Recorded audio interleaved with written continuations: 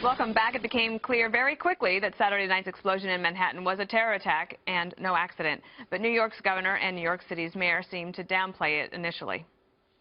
There is no evidence at this point of a terror connection. I believe the mayor was saying there was no connection with international terrorism, and that is correct. Yesterday, you were reluctant to call this an act of terrorism. Are you prepared now to say it was? We'll say more in the next few hours, but it's definitely leaning in that direction the more we know. Yesterday, we had no evidence suggesting an international terrorist attack stimulated by a foreign presence or a foreign body. Today, I believe we're going to find out that it was influenced by foreign forces. Mayor de Blasio appeared to finally accept the reality today. Based on the information we have now, we have every reason to believe this was an act of terror. President Obama did not comment until this morning. Folks around here, they don't get scared. They're tough, they're resilient, they go about their business every single day. That's the kind of strength that is going to be absolutely critical, not just in the days to come, but in the years to come. By showing those who want to do us harm that they will never beat us, by showing the entire world that as Americans we do not and never will give in to fear. All right, Gutfeld, what'd you make of that? Unless it's a Tea Partier. Do you remember after the Times Square event, Mayor Bloomberg said, hey, it could be a Tea Partier upset with Obamacare. We don't want to stigmatize any aggrieved group unless it's somebody that is acceptable by the media. Plus, the media finds it easier to take firm stands on small things, like language versus actions. They will go after Donald Trump for saying it's a bomb, rather than getting really upset over the fact that it's a bomb itself. I saw an ad for President Obama on Anthony Bourdain's show. He was asked if you should ever put ketchup on a hot dog. He said unequivocally, no, never do that. It's a small example that shows how you can take tough decisions for abject silliness. But when it comes to real threats, you become this kind of ambivalent, like, mushy thing. You over language and not actions. But, man, you can just go off on a hot dog with ketchup. And the other thing that I love about this story, or the stories, no guns are involved in what happened in New Jersey and New York.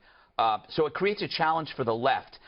They can't deflect from their incompetence when dealing with terror to the NRA. They can't blame the NRA. It's a pressure cooker, not a bomb. So maybe they should go after Crate and Barrel.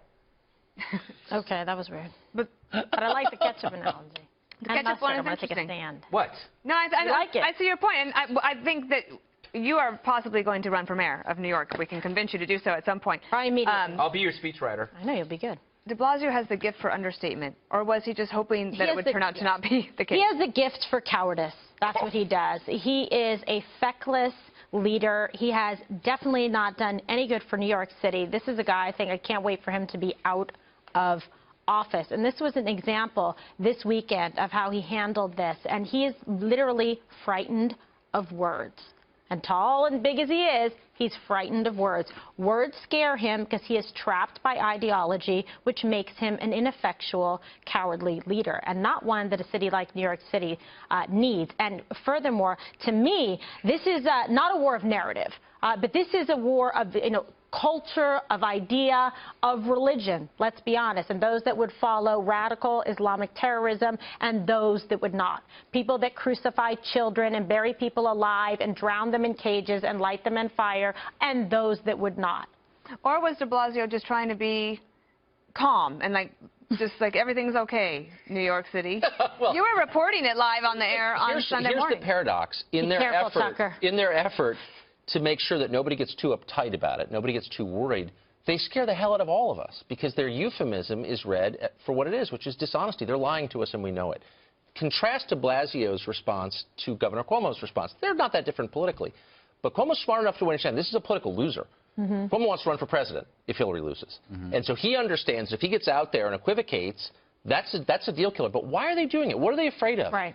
They're afraid of the population of the United States. They downplay the threat from radical Islam. 163 people killed or wounded in the last year in the United States. If consumer products killed 100 and wounded 163 people, it would be banned immediately. But they're afraid that if they tell the truth about it, the average person is so stupid and addicted to OxyContin that they will rise up and start murdering Muslims. They don't trust Americans. That's why they lie about it. What do you think, Juan? Interesting. I just think something so completely different. I mean, the fact is that you have, a problem with the idea of Islam versus the United States. That, we don't want to feed that narrative. I don't think anybody wants to feed it. How about Islamism? Secondly, right. I think secondly, you have in this situation a real attempt to say this is what we know, this is what we don't know, to not get ahead of the story, to not feed wrong expectations. I mean, the other day in Central Park, you had a kid, jump and there was an explosive device. We don't know who planted that device. I mean, you could say, oh, it must have been this. We had an airplane go down some time ago, if you'll recall. And some people jump, oh, yeah, it must have been terror. We still don't know. There was a fire on the plane, apparently. But it's a presumption it's the Presbyterians. So no. But again, Tucker, you're making the presumption. Oh, it must be. Radical group. No, I'm saying I'm Radical group. No, I am too. But, but here's the interesting argument that Juan presents, which is what the media presents. Never jump to the conclusions unless they're the conclusions that we share. Exactly. For example, if you think it's terror, you're jumping to conclusion. But saying that it's not terror, that's also a jump to a conclusion, because then you always turn out to be wrong. Also, it's the same thing. What if you say you don't know? We're going to have to run, guys. Oh, I say I don't know, but I can say I don't know.